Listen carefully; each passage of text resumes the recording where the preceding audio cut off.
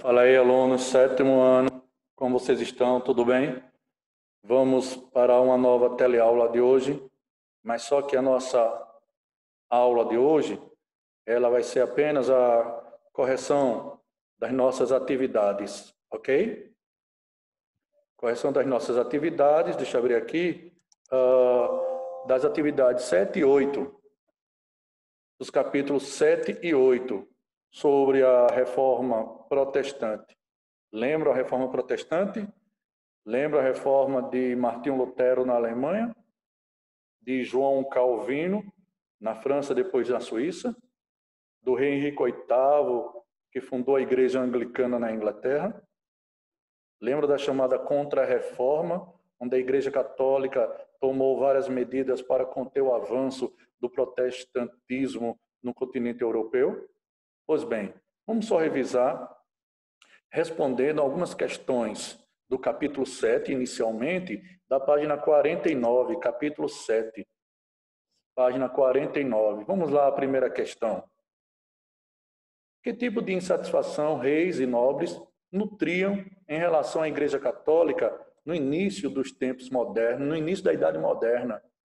Que insatisfação era essas?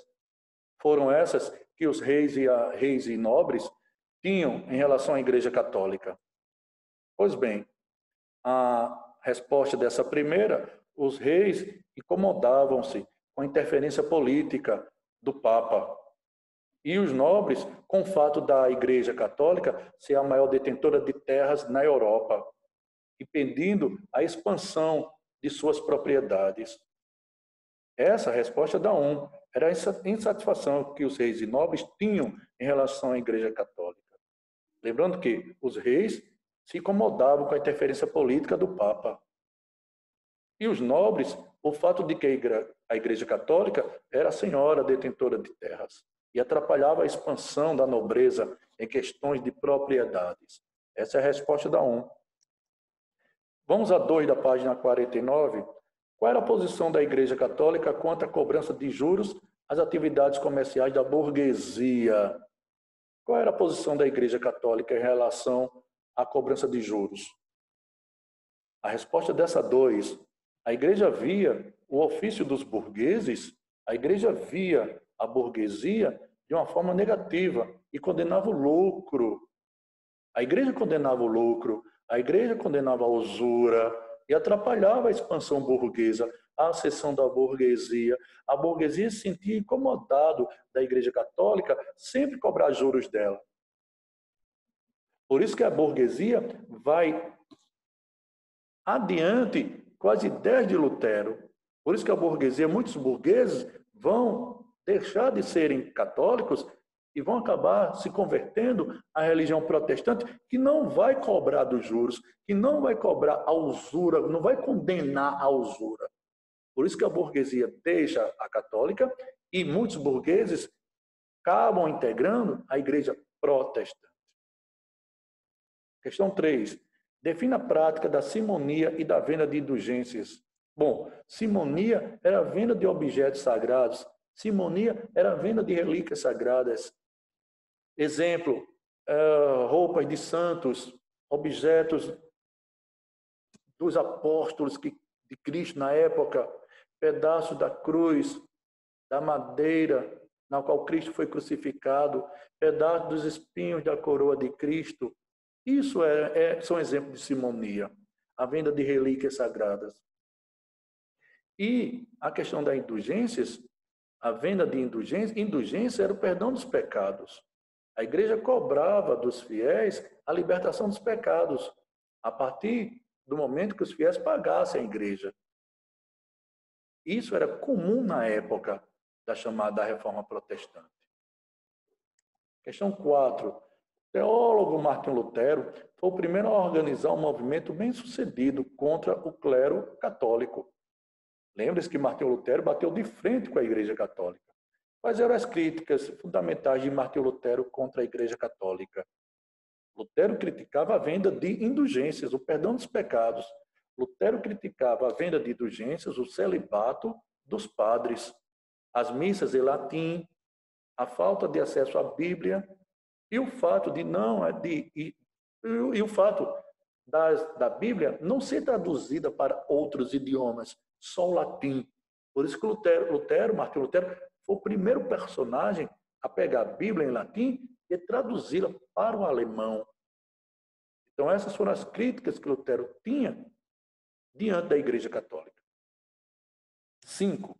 O movimento reformista conheceu diferentes reações em distintas áreas.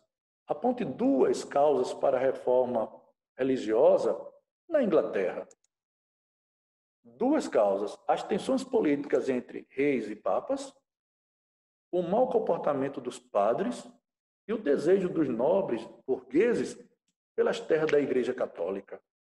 Aí, isso são alguns fatores que acabou levando o surgimento da Igreja Anglicana pelo rei Henrique VIII na Inglaterra. Essas resoluções foram da página 49. Contextualizado, página 49. Contextualizado, página 49. Vamos lá. Se você fosse um camponês desvalido que viesse na Alemanha no século XVI, deveria integrar um movimento luterano em busca de melhoria na sua condição de vida. Justifique.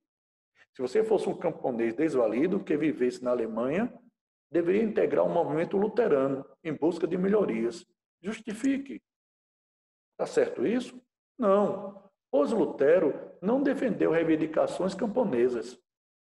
Ao contrário, foi conivente com o massacre de camponeses liderado pelos nobres alemães. Martinho Lutero, ele nunca defendeu reivindicações camponesas na Alemanha. Muitos camponeses, pelo contrário, vão deixar a católica e vão inserir na igreja protestante. 2. Contextualizado, página 49. Na sua essência e natureza, a oração é apenas uma elevação dos sentimentos do coração para Deus. Eis porque o canto, os discursos, o pulsar do órgão, quando aí não há elevação do coração, são tanto orações como as larvas nos jardins são seres humanos. Não se depara com a essência, mas apenas com a aparência e o nome. A partir do texto, explica a doutrina de Martinho Lutero em relação à salvação do ser humano. Para Martinho Lutero, a salvação é dada pela fé. O homem precisava se arrepender sinceramente dos seus pecados. Segundo Lutero, a salvação, a vida eterna, só viria através da fé. Essa era a doutrina que pregava Martinho Lutero. Aprofundamento, página 49. Analise de que forma as condições sociais, econômicas e políticas da Europa, na transição da Idade Média para a moderna, propiciaram o estopim da reforma protestante. Então, vamos analisar as condições sociais, econômicas e políticas? Resposta dela. Sempre existiram movimentos contrários aos dogmas e às posturas da Igreja Católica. Mesmo na Idade Média, marcada pela cultura teocêntrica, de que Deus era o centro do universo, e pela repressão severa do Tribunal da Santa Inquisição, ocorreram várias heresias. Porém, na Idade Moderna, esses movimentos ganharam mais consistência, porque o próprio homem, vivenciando a crise da estrutura feudal e a nova perspectiva trazida pelos renascentistas, passou a ser mais questionador. O próprio homem, na Idade Moderna, distancia um pouco de Deus e passa a valorizar o próprio homem. Essa é a resposta à questão 1. 2.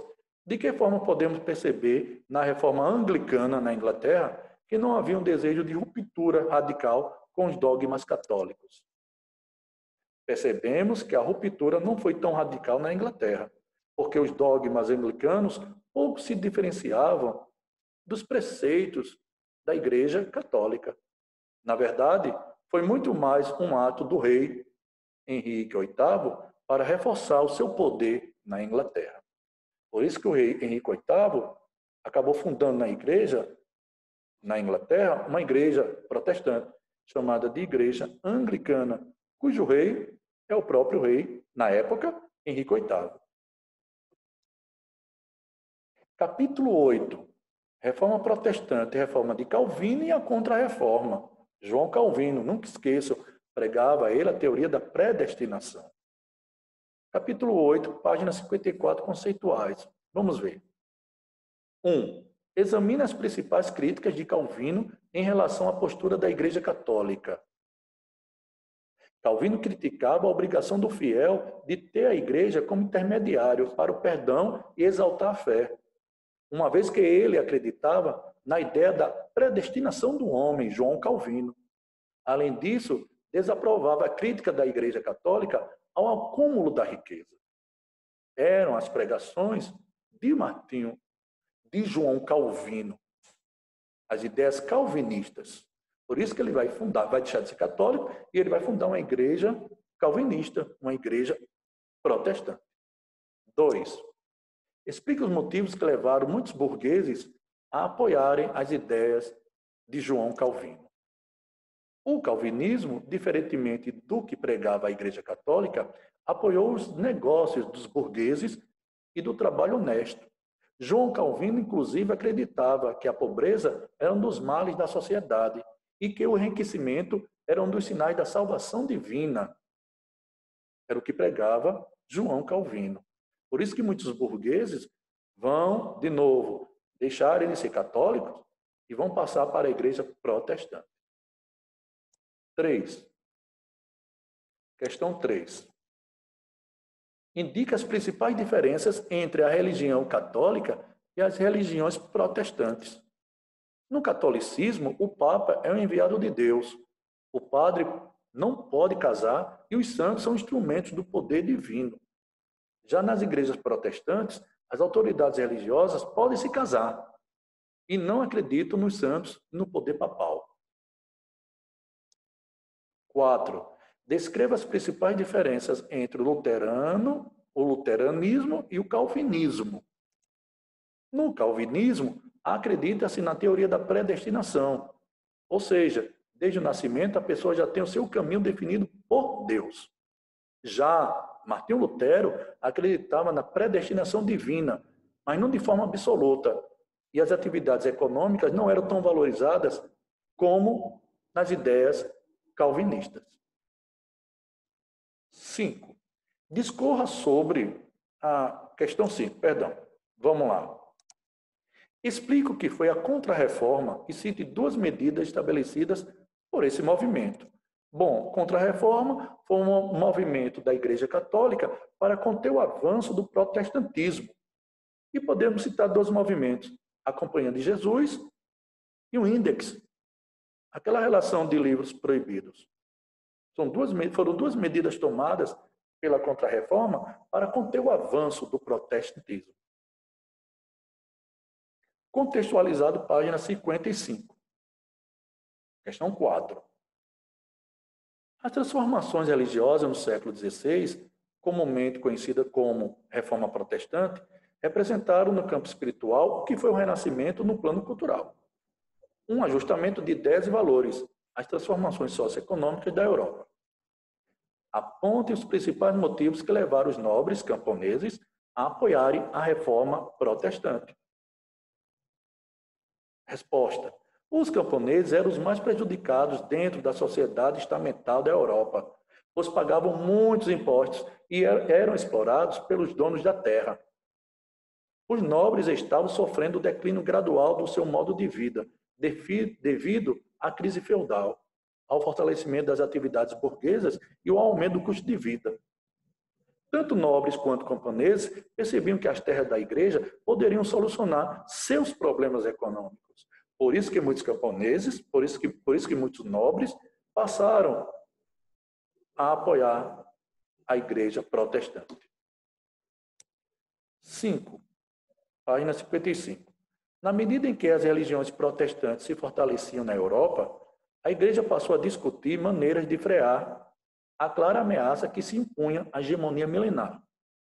O concílio organizado na cidade de Trento, o Concílio de Trento, foi de suma importância para que a Igreja Católica adotasse uma postura clara sobre os acontecimentos religiosos da época.